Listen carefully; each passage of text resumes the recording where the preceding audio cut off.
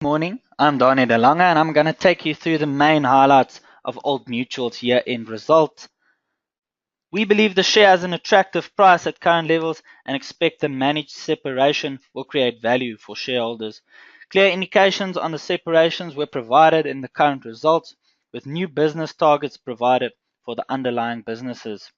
However, there is still some uncertainty in the valuation of the individual businesses. We expect that the release of pre-listing statements could provide more clarity on the underlying operations and may trigger the share to re-rate. With a reduction in unnecessary costs nearing completion, the share is currently trading at a slight premium to the management's adjusted net asset value, and this is after adjusting for exchange rate and share price movements. The share price has historically traded at a discount to the adjusted net asset value, and we feel the adjusted net asset value undervalues the standalone entities.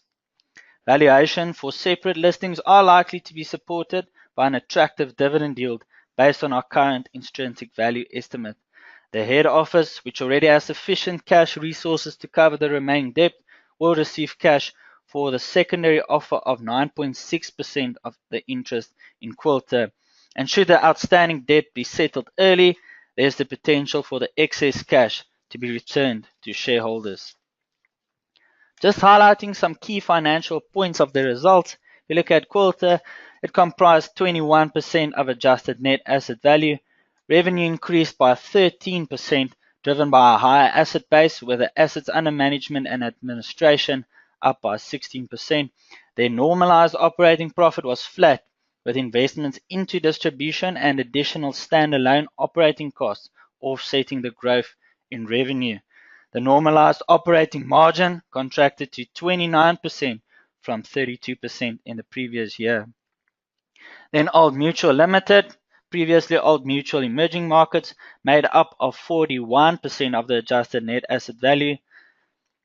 Adjusted operating profit increased by 5% to 13.3 billion rand, and a higher effective tax rate driven by non-deductible expenses contained a 2% increase in adjusted earnings to 9.2 billion rand.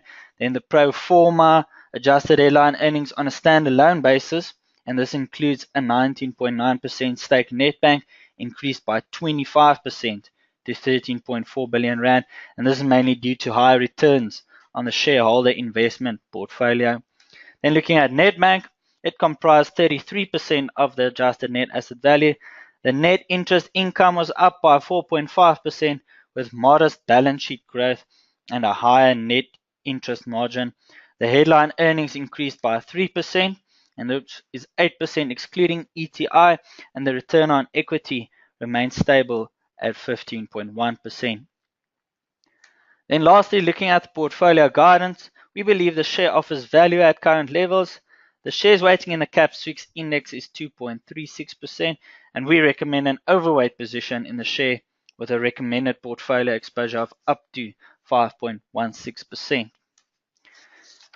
Just before I end off, if you wish to place a trade, please contact the trading desk.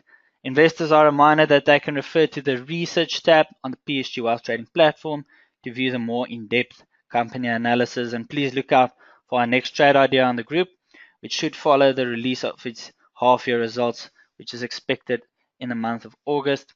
Investors can also refer to the filter tab under the research section of the PSG Wealth Trading platform for a live relative valuation on the group and the interim.